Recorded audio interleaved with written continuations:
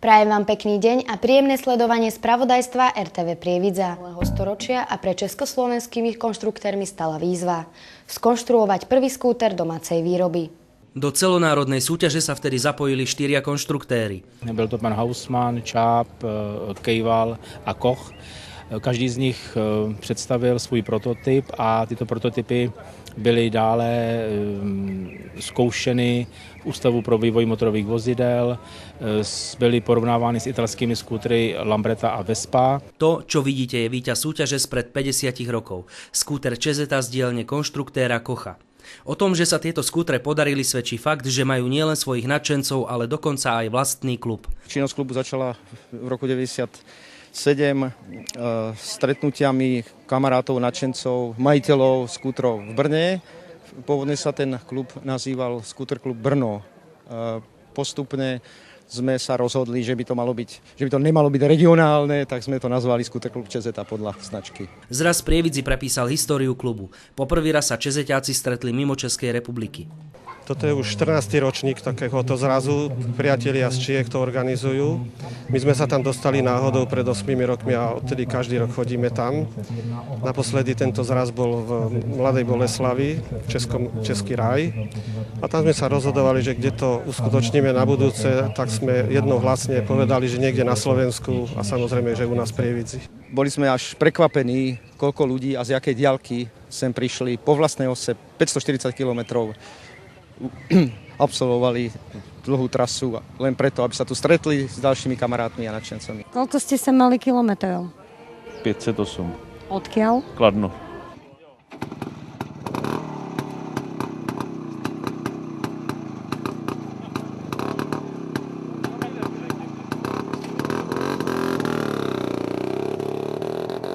A v čom sú skútre Čezet také výnimočné? Zajímavé je to, že to vlastně byl, dá se říct, první skútr, který se v naší republice začal vyrábět, jako v tehdejším Československu.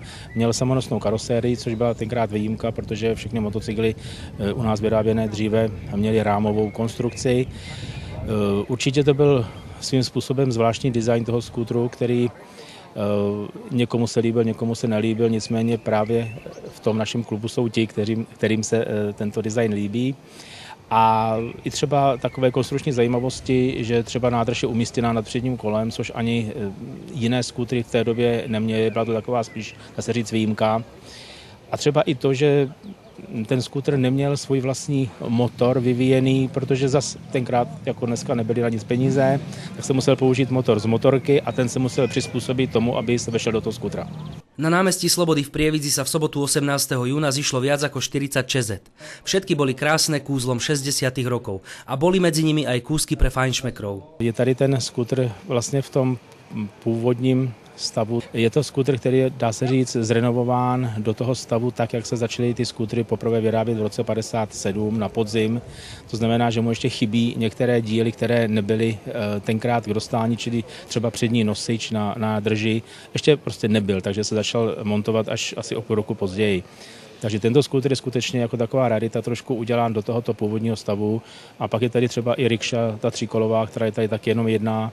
To je taky takový už dneska docela zvláštní vozítko. Už třeba jsou dneska lidi, kteří to v životě na silnici jezdit neviděli, tak se na to rádi podívají. V čom je teda iný? Nemá třeba na té přední části nemá nosič. Zavírání benzínu je tady z boku. Není tam. Tenhle ten znak je na všech plastovej, tady ještě kovovej, přišroubovaný. Má klakson v té přední části. No, pérování má, to už říkal kolega, že jo. Ještě takový obyčejný, se dá říct. Tady už tak jsou tlumiče, tady ještě není nic, no. Ako sa na tom jazdí? Blbě. No, k tejto Čezete som sa dostal tak, že môj švagor raz kúpil auto a motorka mu asi zavadzala, tak mi povedal, že či nechcem skútra, tak som si ho od neho za 500 korún kúpil. To bolo pred 30 rokmi. Ja sa priznám, že na tom jazdím už od 12 rokov, pretože mi to požičal môj otec. Samozrejme vtedy na čierno, nie po cestách oficiálne, ale po poľňačkách. A nejak zostalo mi to v srdci a jazdím na tom už 30 rokov. Mně se skútr líbil od mládí, když měl připojenou sidecaru.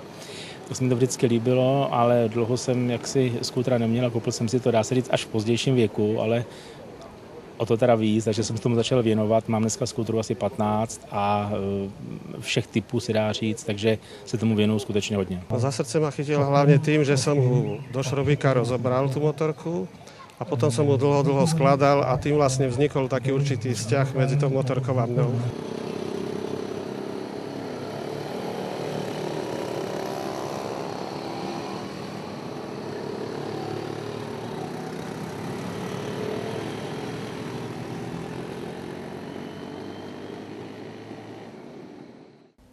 Deň a noc,